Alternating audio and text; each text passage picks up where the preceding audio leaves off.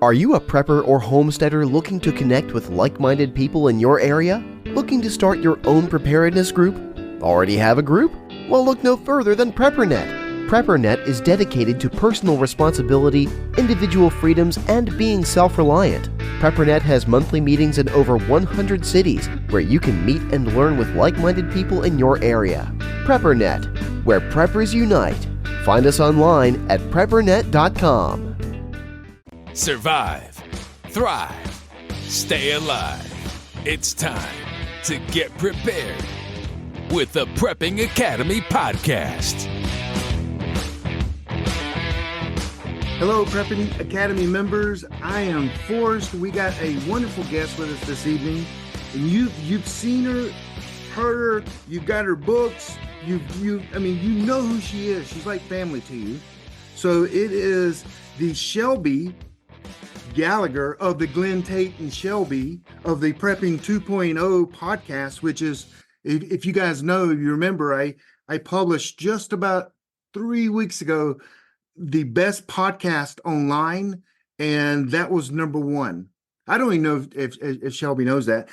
I was driving, just a quick story, for about 12 hours, and I was trying to get podcasts, and I really couldn't find good content podcast.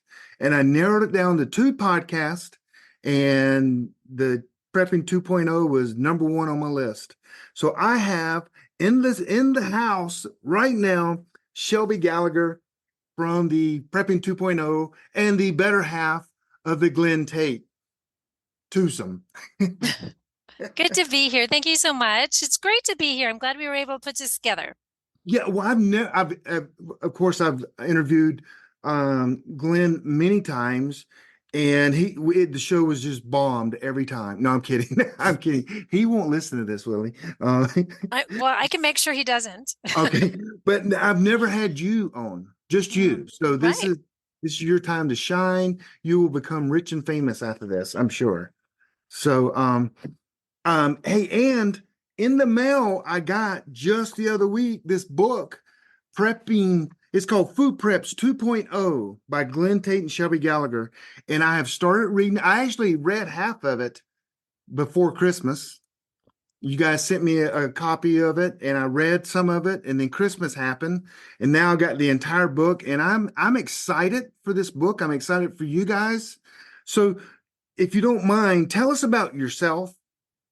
And just don't say I'm the other half of Glenn. Everyone knows that you're the better half of Glenn. But tell us about yourself and how you got into prepping and got into podcast. And now you've been an author, but this is the first Glenn and Shelby book. Yeah, it is. So we've joked about we can't get divorced or anything because we have a book together. No, I'm joking. But gosh, to go back to your question, how did I get started prepping? That's a couple of decades ago. What got me prepping is, if we go all the way back to the mid 2000 and somethings, like I always forget the year when Katrina happened, Hurricane Katrina. We all saw that because the news agencies just made sure we watched that for days and days. And it was a crazy catastrophe for those who weren't around or don't remember that. But I remember very specifically a news agency. They were, walking around interviewing people that were just in dire straits. And I remember a news agency sticking a microphone in one person's face and asking, how are you getting along? And this person said, we got canned goods. We've got some propane. We've got a grill. We're good. Go to the next house and help them out. And then they stick a microphone in another person's face. And this gentleman was mad. I've paid my insurance bills. I pay my taxes. Why isn't somebody here to help us? And I remember distinctly thinking, I want to be the first guy. Right. And I want to be able to say, I don't need help because I've taken care of what we have here. And that's really what got me started. And I started out very much like how I describe in my book series called A Great State, that single mom trying to, putting things aside on a really small budget. And I did that for years and years, and I still do that. And how to do that, not all at once, not this panicky kind of prepping, but just this kind of lifestyle of prepping. And then, gosh, it was in mid 2016, 2017. Two things happened. We have a new president that at the time that nobody liked. And two, the collapse in Venezuela, Mm. where the stories come out, and that was an instant collapse, an instant, almost Yep. overnight economic collapse. And suddenly I'm hearing stories, I'm reading stories about professional women, women who are, bankers and doctors and are suddenly having to sadly prostitute themselves and their children to feed themselves. And it really struck me, and as a Christian, it really struck me, the we need to take care of the women and the children. And when women and children do not have options, don't have someone taking care of them, unfortunately, very tragically, hard decisions like that have to be made. And it's sad. And I just remember thinking at the time, my goodness, if our um, welfare system that takes care of so many women and children collapses, we are going to be right there with Venezuela. So that's what really prompted me to write the books. And then, I met this guy named Glenn, and yeah, and it kind of grew from there. And then a couple of years into us being together, we joke about this on our show. He says, we should do a podcast. How hard can it be? Well, it's hard, and it was so hard that it delayed my third book being published because it took a month or two to get that thing off the ground. So yeah, and we've been doing Prepping 2.0, gosh, 3, 4 years now, and it grows and grows, and it changes as the times have changed. And I feel really privileged that we've been doing this through some really crazy times in our recent history, through COVID, through riots, through, gosh, crazy things that are happening all around us. And the message is always the same: stay prepared. So that's where we're at now. Yeah. So you are the author of The Great State. It's a 3-book series. Hmm. It's you got the divide, the aftermath, and the rescue. Hmm. And so is that based on your life or based on just something that came to your head? A little bit Well, of both. both. A little bit of Okay. both. So kind of the single mom aspect of it, the locations that I talk about are very familiar to me. People always ask me where was this at? And it's kind of like, Pierce Point out of Glenn's books. I'm not going to tell. Um, and so yeah, it was out of that. And I have to say, the character in my books, Floyd, who is the father figure in the book, he is my dad. Um, that was based on a family cabin out in the woods. And that for a long time was my bug out location. Like if I need to leave where I'm at, that's where I'm going. And so he and I talked about that quite a bit. And he said, "Yep, I was prepared to do that as well." And so it was kind of cool to talk about that. The the aspect of the story that does not apply to me is this rescuing of this child. And that's where the rescue, the aftermath comes from. But that comes from my Christian roots. We live in a culture where children are marginalized, children are trafficked, children are harmed, children are and and and it's not just here in America. I think it's actually better in America for children. When you look at how children are treated in other cultures, it's actually much more tragic. But my Christian values came out, and that's where you see the male character Ned say, "Children are a blessing. We Mhm. need to make the extra effort to go above and beyond." That's where I wanted to have that pro-life, um, moral compass come out without being, preachy. And so yeah, that was very fictional, if that answers your question, but it Yeah. also reveals my values on how I feel about human life. And so now you and Glenn are officially married because now you have a book with your names on it. Yes. Yes. You Can't can't go get a back. divorce. You can't go back now. Nope. So what motivated you guys to write Food Preps 2.0? And I love the carryover from the podcast, Hmm. the 2.0, the next level, it's get past the basics. Yep. And what motivated you guys to one, write a book together, and then two, focus it on, I mean, it's like the end all book to food preps. It's It re like it's everything you need. it's the whole package. This started like 3.5 years ago in the middle of COVID, where we're kind of stuck at home and doing the prepping thing because that's what we do. And we had long discussions about this. People need to know that being prepared isn't just having some canned beans on your shelf. There's a whole lot of things that go with that. And we just kind of sat down and spoke out and wrote out the outline. We even did a few shows, more than one show on just the outline itself. And you'll notice it's not if when you purchase the book, it's not very thick. These are all high points. Like when we talk about, let me just open up dehydrating. We're not going to go through a step-by-step guide on how to dehydrate, but we're going to give it to you as one of your options for food preservation. It's not just all canning. It's not just all dehydrating. You have several options there that you need to consider as you put this all together. So that's what got us motivated, and we were putting it together. And then honestly, time got in the way. Writing is very time consuming. And then we made this silly choice of, well, some of them were made for us.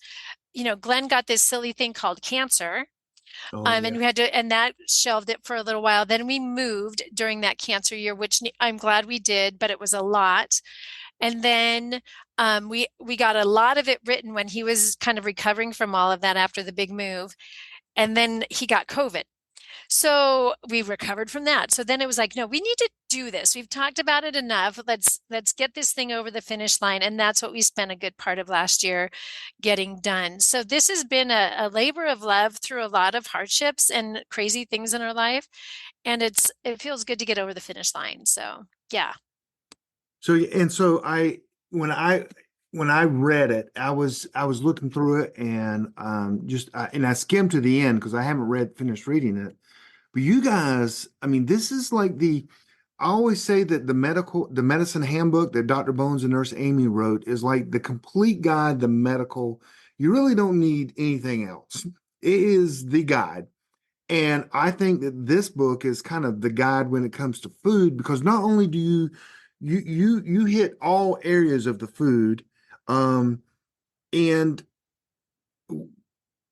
I mean it's like it's the complete guide. You get into calories, you get into hunting, you get into fishing, you get into MREs, you hit the whole gamut. So just answer this one question. Does Glenn actually get in the garden and like hoe or do anything in the garden? He does No. not. Yeah, No, I didn't he think does so. not. No, that's my bailiwick. That's what I do. No, But he appreciates that I do it and he loves eating what comes out of it, but he won't. I mean, if he comes and helps me, he like comes and walks over with me and chats with me while I'm doing it, but that's about it.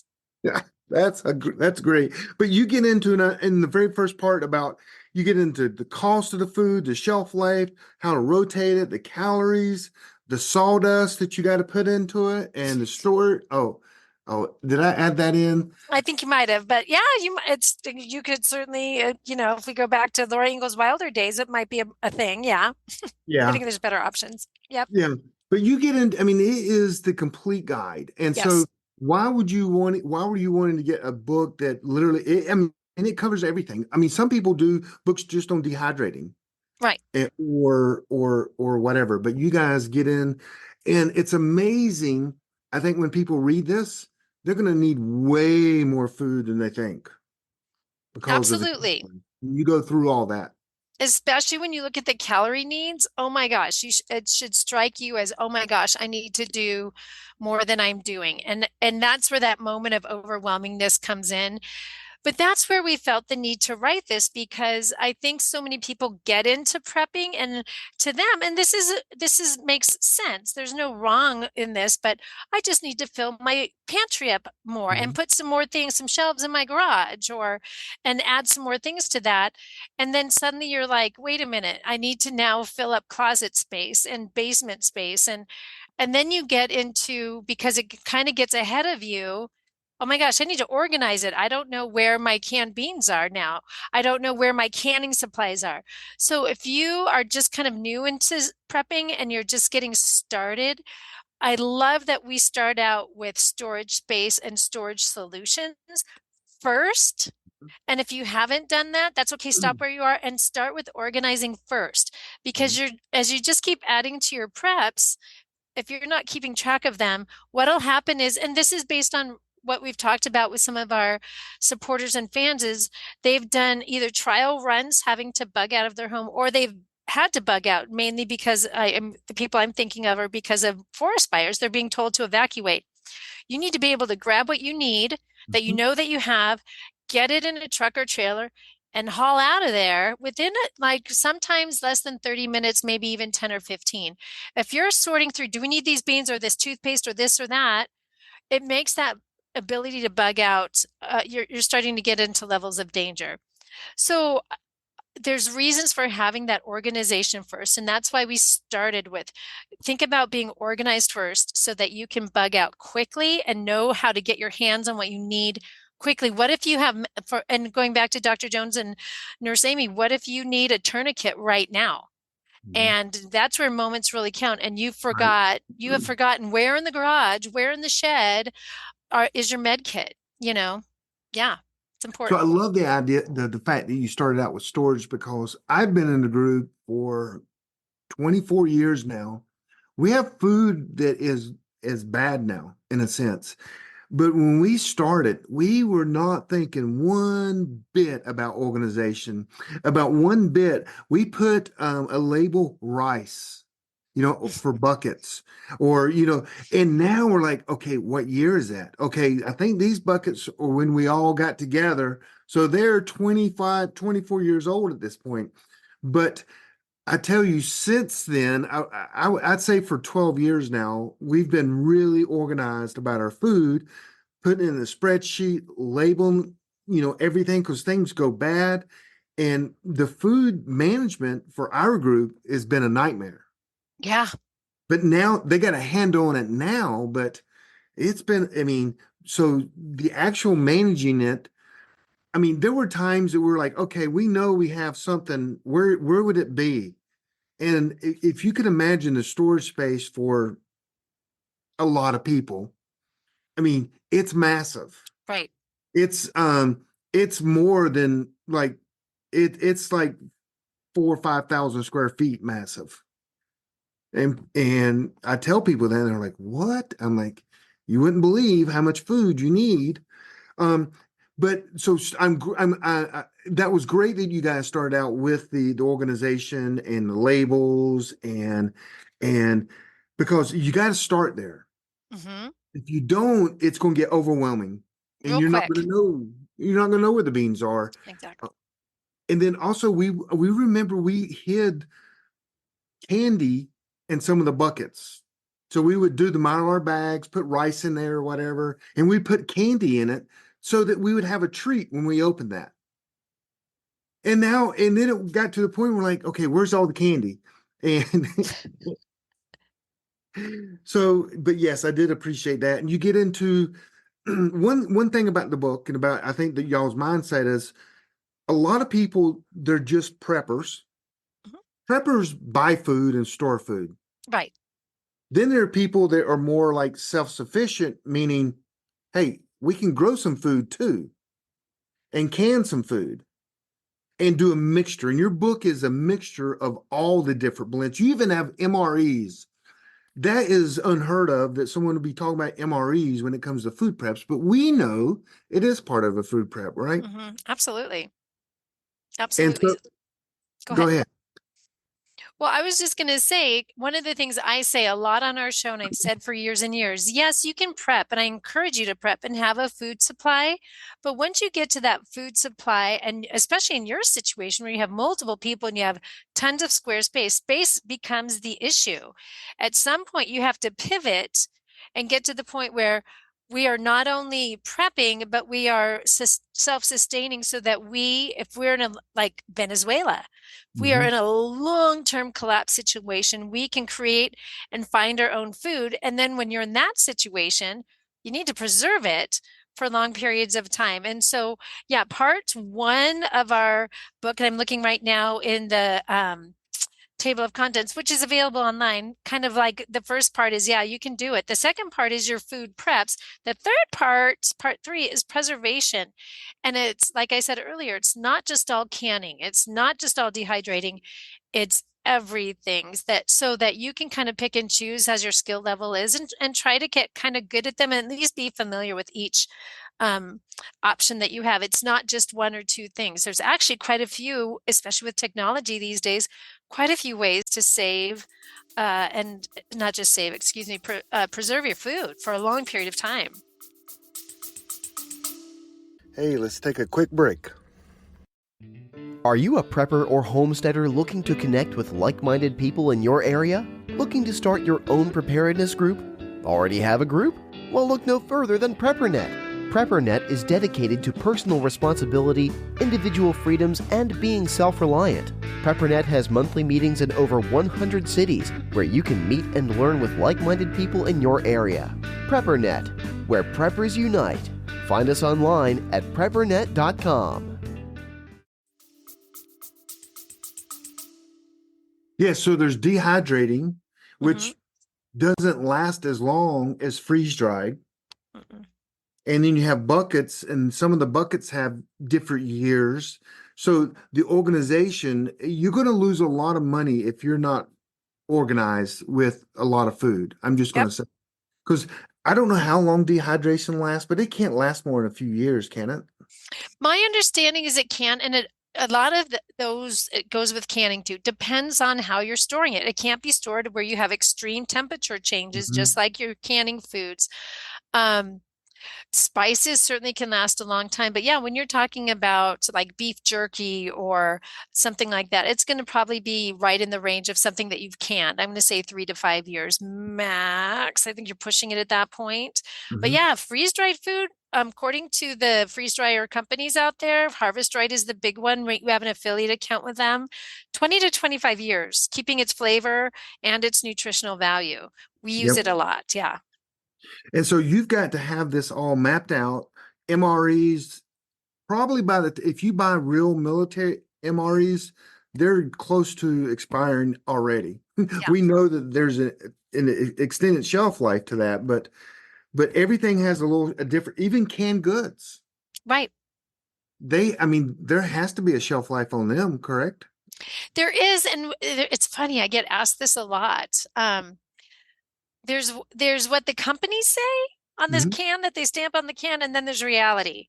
So I have my anecdotal story that I always tell, and then, then wisdom has to jump in and be wise. So all of us know about Glenn Tate's the basement, the basement at the cabin, and that was a real place. And when we moved from there, Shelby got to empty out the basement, and that place was decked out, prepped. Do not get me wrong. Glenn is a prepper. So in there, here's my example. A couple of number 10 tin cans of fruits, specifically mandarin orange. I remember were dinged, but he had labeled them 2008. So at the time, I want to say they're like 12 years old. And I thought, well, this is a good experiment. Let's take one of these bad boys home and open it up. And it was fine. So that was one, outdated, and two, a dinged can, because I wanted to just see. And I ate them. We all ate them, and they were fine. Same thing, similar thing, I should say, with pancake mix. Glenn Tate and pancake mix. He had in his preps pancake mix that was in a Mylar, kind of Krusty's was the brand from Costco. And I thought, if anything's going to go bad, it's this, because it's super old. It was fine. So I think it's the conditions being in that basement where we have a kind of very controlled temperature really helped that. I think more and more these days you're seeing companies put on their cans best if used by, not expired. I hear some of the stories I've read in accounts out of Bosnia is that they were eating canned tuna there that was 20 years old from like several decades before. So I think with canned food, be careful, but don't just start throwing food out. But rotate. How you avoid all of this is rotate your food. If I'm going to buy some tuna, canned meat, or something this year, I'm going to rotate out what I have in there from a year ago. If you're rotating your food, this conversation is not important, in that sense. So that's definitely part of prepping. Rotate your food out, and we're doing that right now with frozen meat that we have. We're finding that since we don't live at our retreat, we actually have a physical retreat, and there's not enough people to eat the expiring food. I Oh, mean, wow. I know that's the sad part. And we offer for people to take it home. And then we've offered it to some food banks, and they're like, and then we'll open it and they'll look at it and they go, okay, this looks good. I mean, because even though rice should last forever, Right. once you get past 20 years, it's not that much cost to replace rice. Correct. So the food bank near our retreat has at least 8 years of rice that they can There you cook. go. Well, And and let me throw this out there. When it comes to rice, like, yeah, that's definitely a concern. So one thing you can do, because you're like, I don't want to throw away good food. I mean, if it's still okay, pretty good, cook it, freeze dry it, mix it with some vegetables, and you've just created dog food. And you can freeze dry it, and now you have dog food. I wonder if you could like store some stuff for like 20 years, then cook it and then freeze dry it and like literally store the food again for another 20 years. I've done that with canned food where I've taken applesauce and I freeze dried it. So I have like almost like applesauce Cheetos, and then I've prepped it. Yep. I've done that. That's crazy. You're eating Mhm. food that was literally 40 years old. And still Um, good. Yeah. and still good. So, and you get into livestock and about how to, because livestock's a part of food as well. So you get, I mean, that's the thing. So preppers, they buy their food and they store it. Hmm. Homesteaders, self-sufficient, other people, they'll grow food, can it, and store it. But the as you in the I mean the best is a mixture because if you think you're just going to grow all your food during the worst times in your life and all chaos is going on, you're kind of very optimistic. Yes, you are. Yes, And you are. and, and you don't want to um put your life at risk by just saying we'll just grow our food while everyone in the world's looking for food. That's and so, but you guys, I mean, that's why I like the book is the complete guide. Why don't Yeah. you have that on the cover? The complete guide. I'm Oh, kidding. yeah, we should do that with our, maybe if we do a new edition. There you go. I'll say that. So let me, so I will, it's interesting when what you were just saying about how if I had to rely on myself, this is how far we've come, Forrest. If I had to rely on myself and my hunting and gardening skills to survive, like I would be a whole lot many pounds lighter and I would be not in good health. It makes you really appreciate the homesteaders and the pioneers in our country that Mhm. that was the lifestyle, and you realize how far we've come from some of our hardy roots. And I do caution people. I mean, I hear like where we live in Western Montana, I can step outside my door right now. There's a flock of turkeys and deer, and I can hunt, but you better be good at knowing how to butcher meat and dressing animals. And that takes practice. So get good at that. And then also, here's a really good example. My neighbor, well, I'm in Western Montana, so this will make more sense. Came to me last weekend. I gave him some eggs, and he gave me a rack of bones from a bison he recently hunted. So I'm making meat stock right now. I've got it boiling on my stove right now, and I'm going to have bison broth soon. So, these are things, this is a skill to work on, like building broth, making broth. So I have it for later. But yeah, hunting is not do not rely on today's skill level to feed yourself and your family in an emergency collapse situation. Do not even think you can do that unless you are really confident. Yeah. Same with foraging. Oh, absolutely.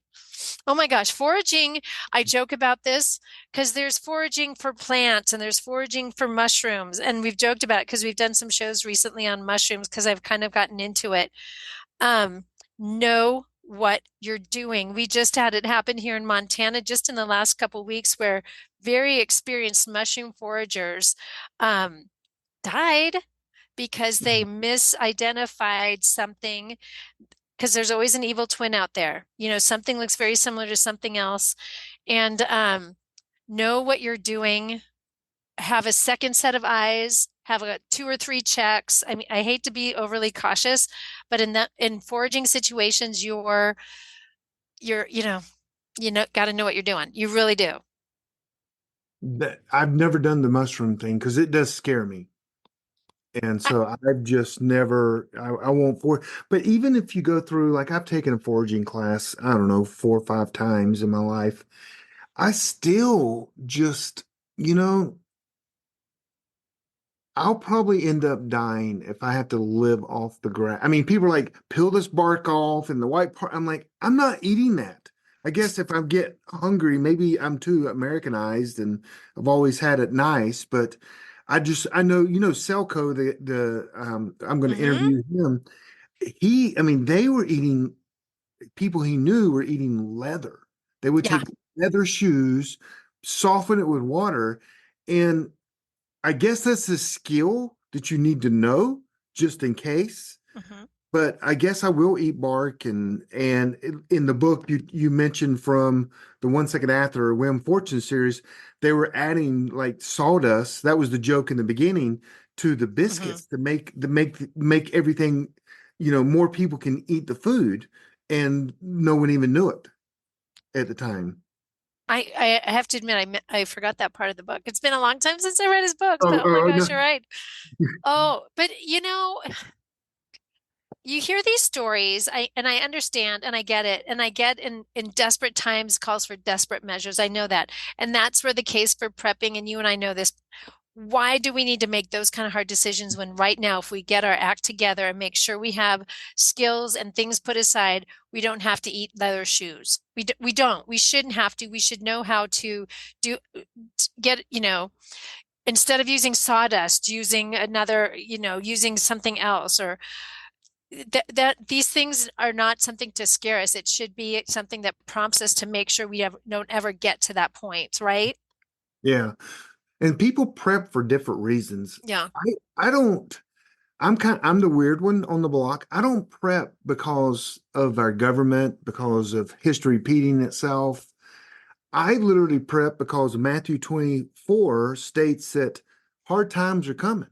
There's going to be food shortages, there's going to be diseases, there's going to be a lot of natural disasters. I prep for that one reason, and all my friends and everyone, they prep for the reason of, our government's going to downfall, our dollar's going to crash. And I'm like, well, maybe that's what Matthew 24 is talking about in the Bible, but that's why I prep. But everybody has their different reasoning, Mhm. and it's okay. Absolutely. And no matter what your reasons are, as long as you're prepping, that's good because that means you're prepared for something and you're several feet ahead of your neighbor who isn't. Mhm. So yeah, you're better no matter whatever happens, you're better off doing it than not doing it for sure, whatever your Mhm. reasons are. I wish I was in Montana doing it though, instead of Charlotte, North Carolina. Oh, why do you say that? I'm curious. Why do you say that? Where there's a million people within like 60 miles of Hmm. me, and Yeah. you can't shoot a gun and hit your neighbor. Yeah, this is true. This, yeah, being I and that's another good point, is your prepping is going to look very different if you're in a big city as compared to the country or the suburban areas. You need to know your terrain as well.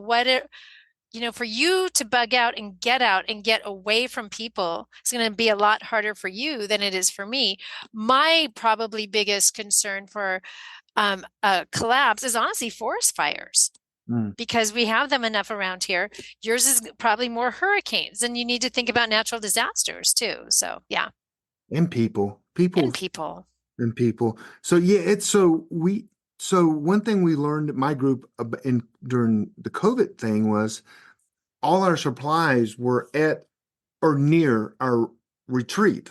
Of course, we only have like 30% on the retreat. The rest are hidden somewhere.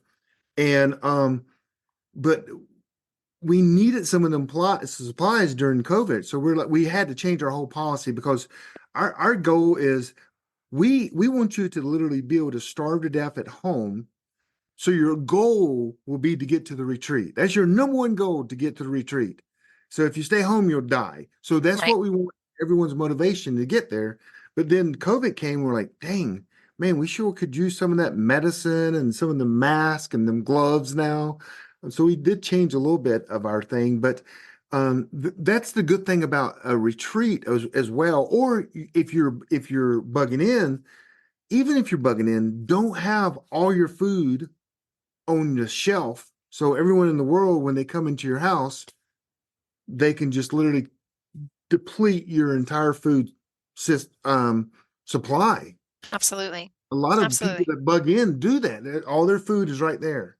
And if Hmm. someone penetrates their barrier, their perimeters, their food's gone. There's no recovering from that. And you can be victimized in that too. You can just, yeah. I mean, think about what you've heard in other countries. Again, I think back to Venezuela. Think about what's happening in Ukraine right now, Mhm. where just people who are hungry do desperate things and they commit crimes to feed themselves. So yeah, it's sad, but that's the human mind too when things are getting really nasty and gross. So do you get into the water part Yes. of this with food? Because I mean, we'll get into the energy, but the water is key with all this. I know that we do. Where is it at? I'm yes. Cooking with just water, energy for cooking, all of that.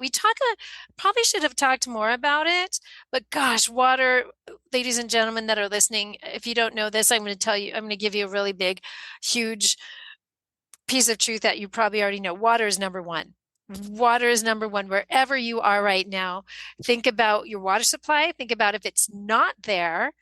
So if you live in a city and suddenly the water supply is gone, that means the city supply and I think it's harder to think about this too in a city as well, because it's not like you can punch a well on your property in your little Right. home, so you need to think about how you can possibly purify really gross water that comes maybe out of your gutter or out of, a really gross place. You need to think about maybe a catchment system and how to purify it. And what's really great, this is where technology has really been on our side. There's so many great water filtration systems for purifying really putrid water.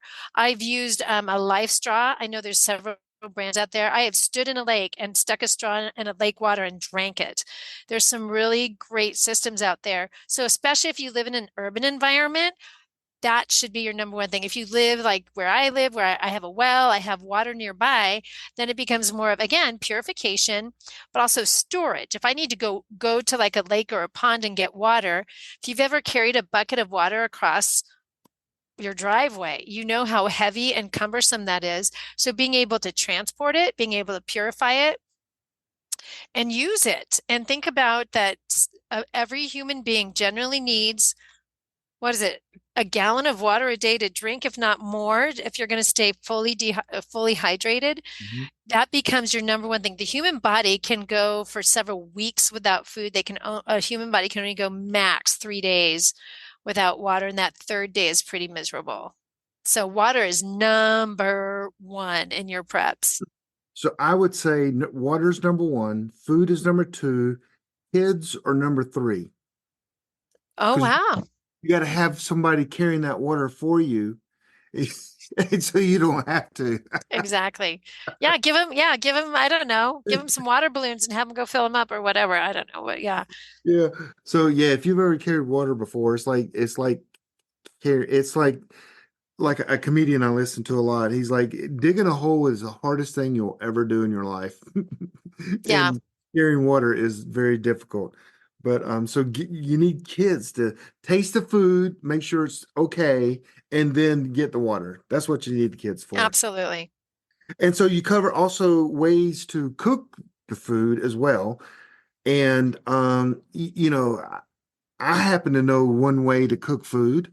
Tell me, you guys, you have used the Sun Oven I sent you guys. Not yet. You That's, haven't. I know, isn't that awful? We've had it for you sent it to us just so I'm generously. going to tell the world that you guys. Yes. I think we just did. We might have just done that. That is on the list. I have to, and I don't want to make excuses, but holy buckets, when you Yeah, move and you y'all move been all busy of moving. holy buckets. Yeah. So that, first of all, getting my freeze dryer's up and running now that the electrician has come and done that, and getting the sun oven up and going. I know there's so many cool things we can do with that. I know exactly where it's at. I'm excited to do it. But yeah, but being able to prepare your food and having multiple ways of doing that is Yeah. huge. When you think about, like I think about where I live, if, when the electricity has gone out and I can't use my oven, but I can because I have a gas oven and I can light it without, but I can light it with a lighter, but then there's Right. also the sun ovens. Then there's also the just if I can make hot water, you can make a hot meal. If you can, it's also a heat sort, just being able to find those alternative ways of cooking food is huge. And sun oven is a huge one, I gotta say. And I know it. I just need to like try it out. I should do a video on it too. But I so shouldn't have called you out on that. that's okay. No, we deserve it, truly. We all move in Hmm. and Glenn having some medical. You need to stop him from having medical issues, okay? We've I think been good though. he's been good the last 2 years. So 2 years. Yeah. year, I should say year, a little over year. So there was the cancer that scared Yeah. the Mhm. wits out of us.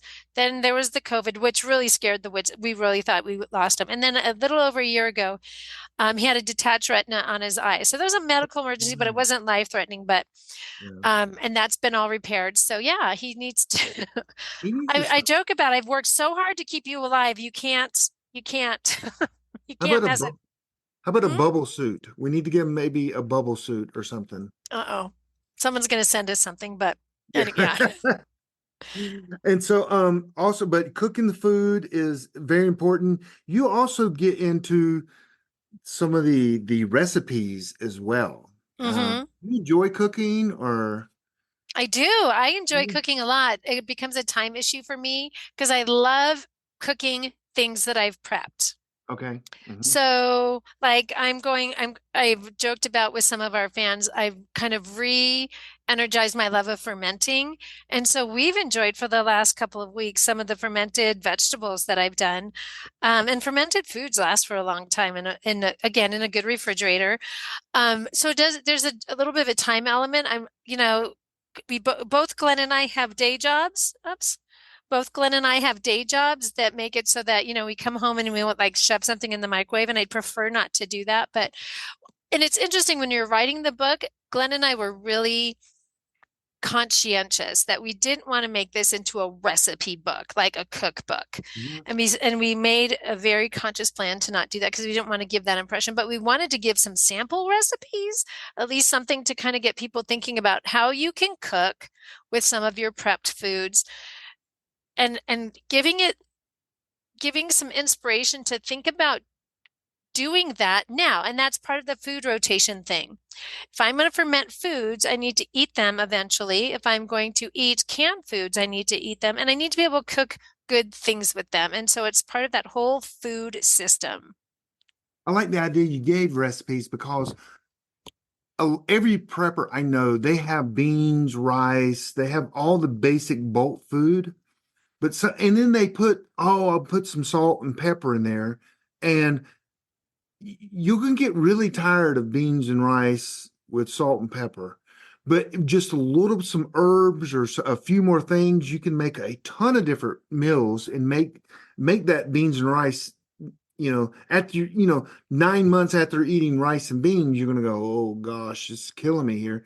But Mhm. with different flavors and different herbs, spices, and maybe some vegetables mixed in, trust me, it will rock your world. It's like not going to the Waffle House for like 10 years, and all of a sudden you go to the Waffle House and you're like, why has it been so long? Where's Right. that good food?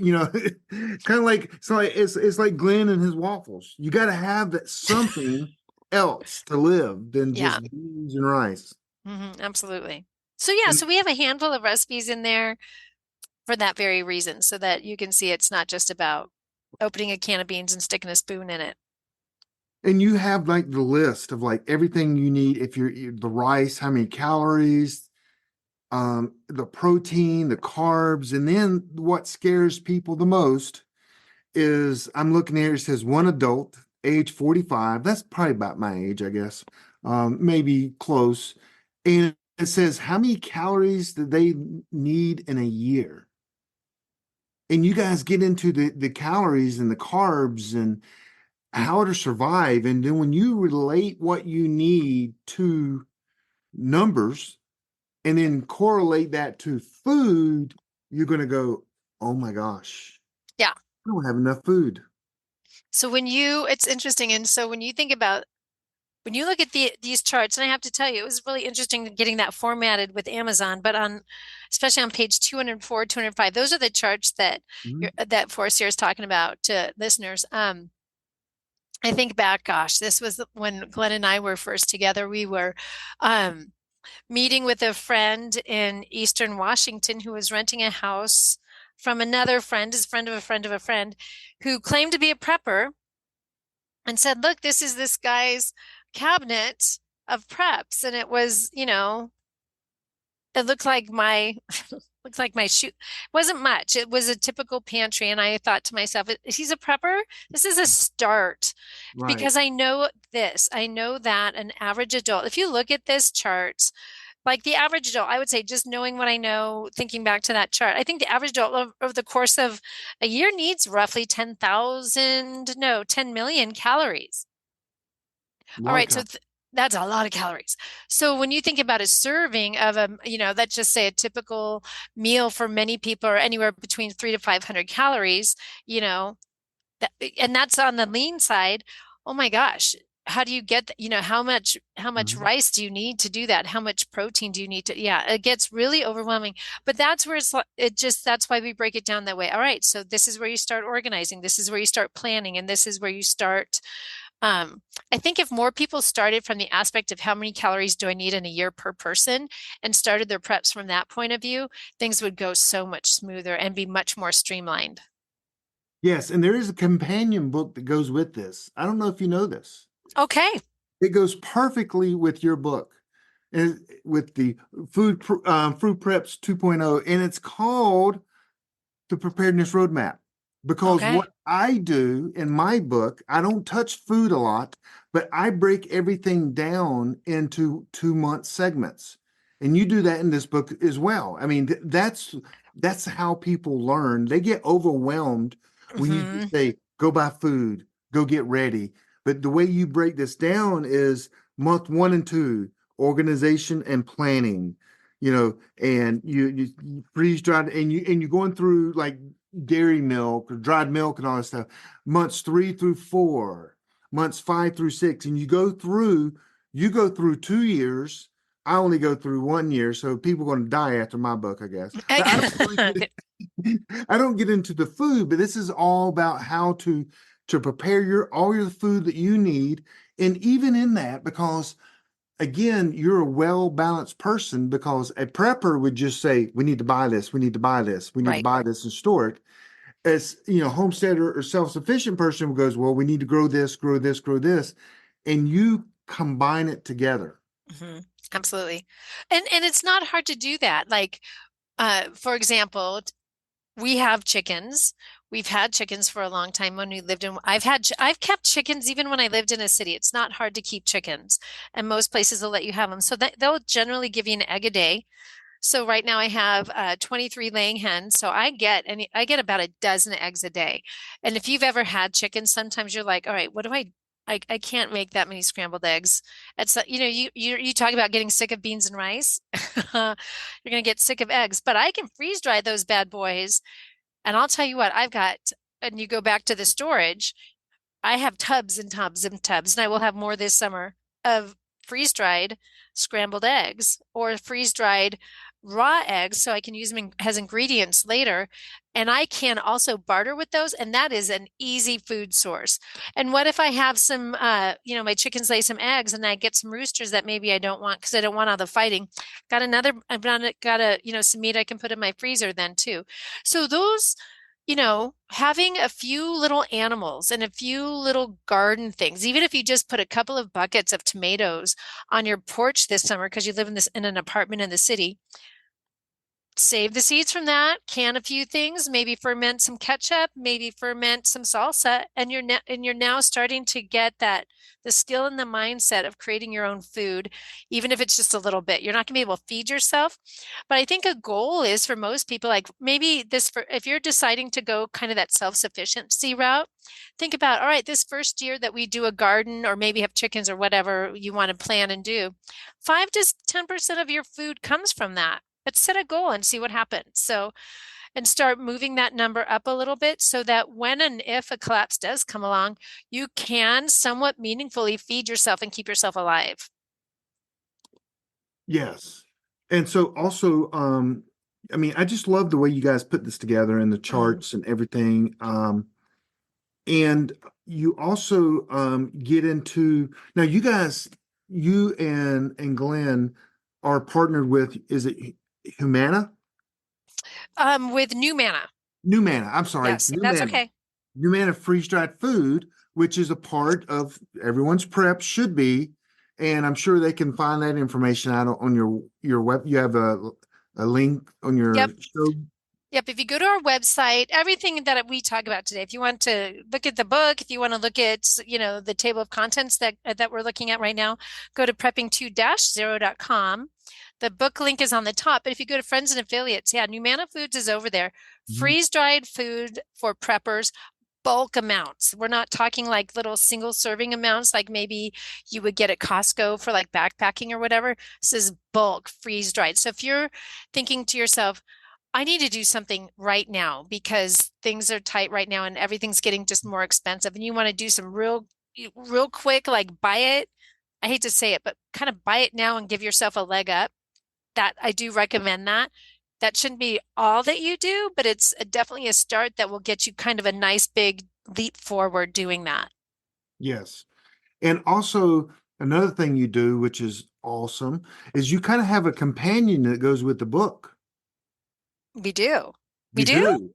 You What is do. it? It's a PDF, so they can click and download, or not download, but they could download the PDF, but it's links to all the products that you Yes. listed in the book. Oh, So this they is know exactly awesome. what you're talking about. I'm like, I was thinking about you were talking about another book. I'm like, I'm not aware of one. But yeah, if you go over, again, this link is over at prepping2-0.com. Right Yep. at the top, it says food preps. And over on food preps, it's just one screen. It tells you where you can buy the book. It has a link to the table of contents, but also has the resources guide, which again Yes. is all of these links where you can go, okay, I need some, I don't know, fermenting supplies, I need some canning supplies, and I do not want to go scrolling through Amazon and looking at reviews. Those are there for you so that you can do kind of that. I hate to say it because I hesitate doing the buy it now mentality, but at least get yourself.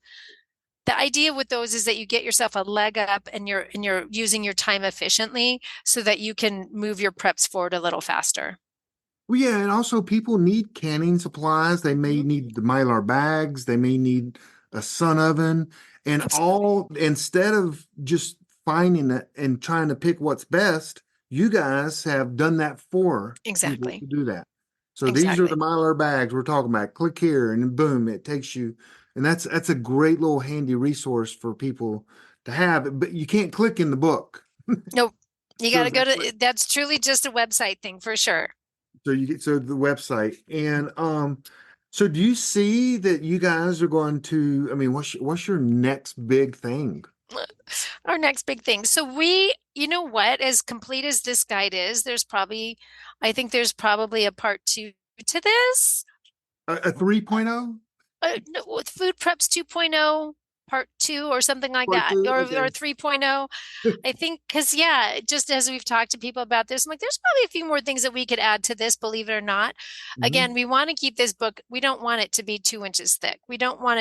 To be, we want it to be a launching point in each one of these topics. But yeah, I could see that happening. And I know I'm going to say this for myself. I keep saying this, and it's going to probably take another 5 years, but I know that there's some more fiction in myself. So, and there's some stories ruminating in my head about that. So, I've had enough people say that there's some incomplete, they feel like they want to know the rest of the story to some of my characters. So, I think there's some little extra side novels that could be coming out. Not anytime soon, but someday. Maybe your fictional character could move to Montana.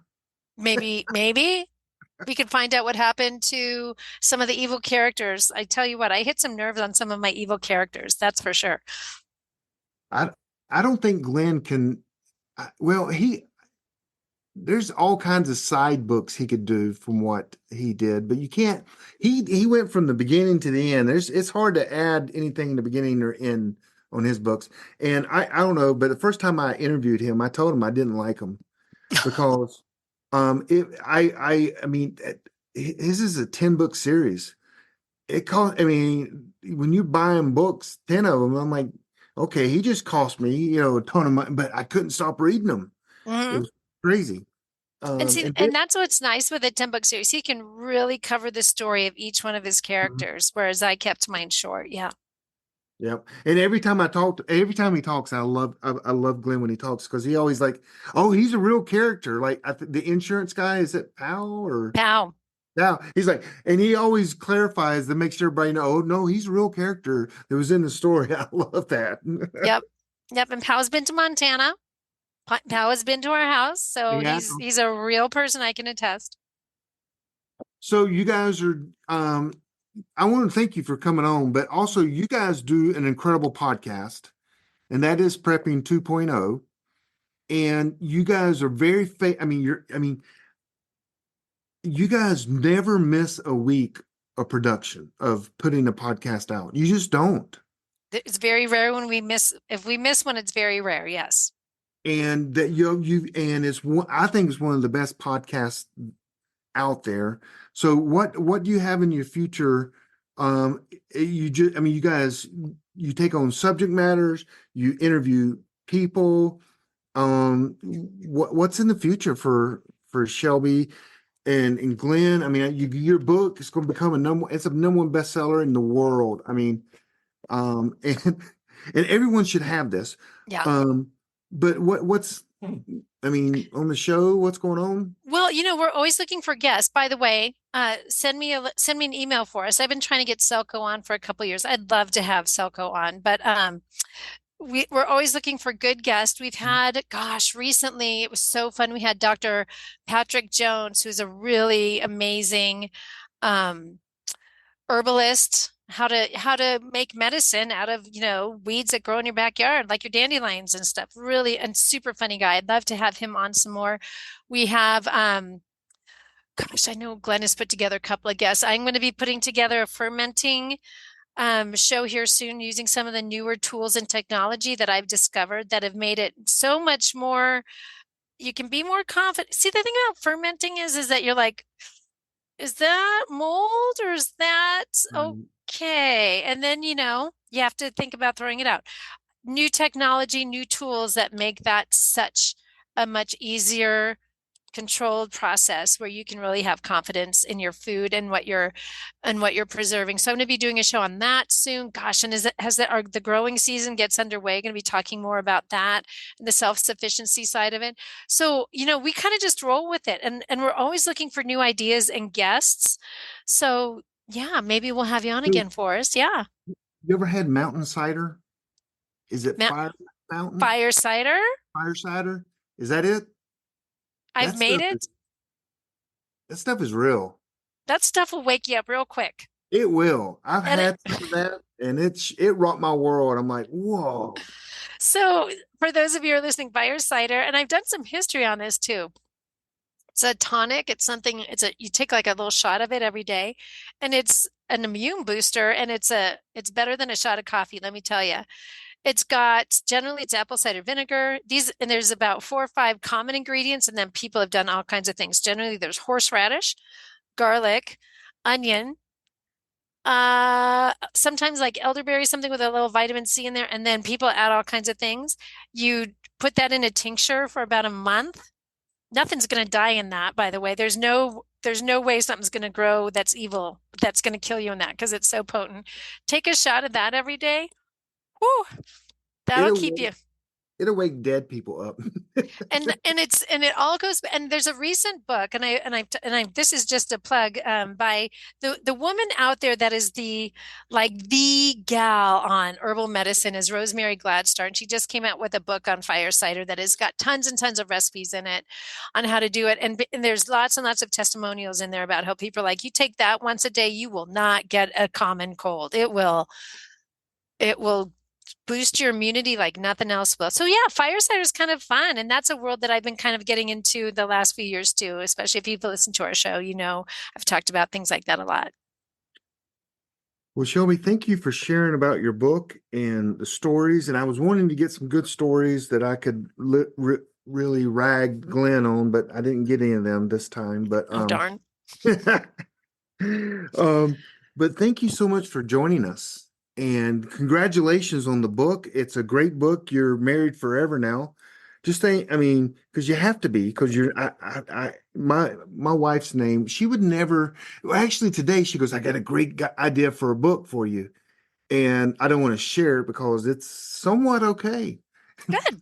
So we may do a book together. But thank you so much for coming on the show. And everyone, you can find her at Prepping 2.0 is 2-0.com. It's because you can't have two periods in your whatever. So we did a dash instead of a period. Yeah. Prepping2-0.com. And then she is the author of The Great State. There's 3 book series to that.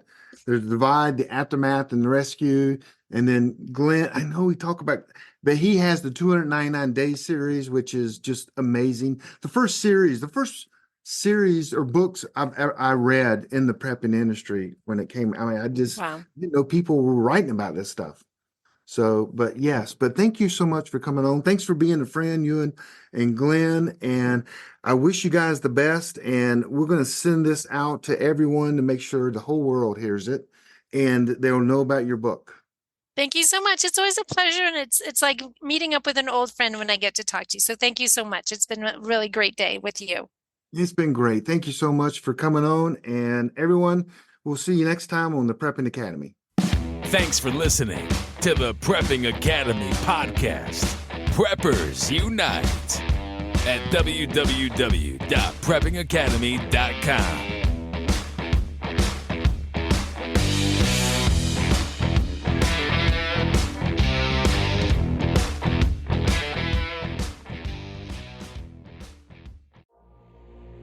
Has your data been hacked? Do you feel uneasy about the vulnerability of your personal information online? Were you involved in the Target, LinkedIn, or Microsoft data leaks? Don't know? If not, then pay attention. Join Forrest Garvin from PrepperNet for a free webinar on privacy and security. Gain insights into safe internet browsing, VPNs, crafting online aliases, secure emails, detecting if your data has been hacked, and managing passwords. Secure your spot today for this webinar on privacy and security. It's free. This webinar delves into comprehensive strategies for bolstering your online privacy. We've got you covered, from fortifying your passwords to shielding your financial information and mastering state-of-the-art encryption techniques. We're offering 2 convenient dates to suit your schedule. Reserve your spot now at preppernet.com/privacy. Don't let cyber threats erode your peace of mind any longer. Take the first step toward a safer, more secure online experience by joining us for our free webinar. Remember, knowledge is power when it comes to safeguarding your privacy. Sign up now at preppernet.com/privacy. We'll see you there.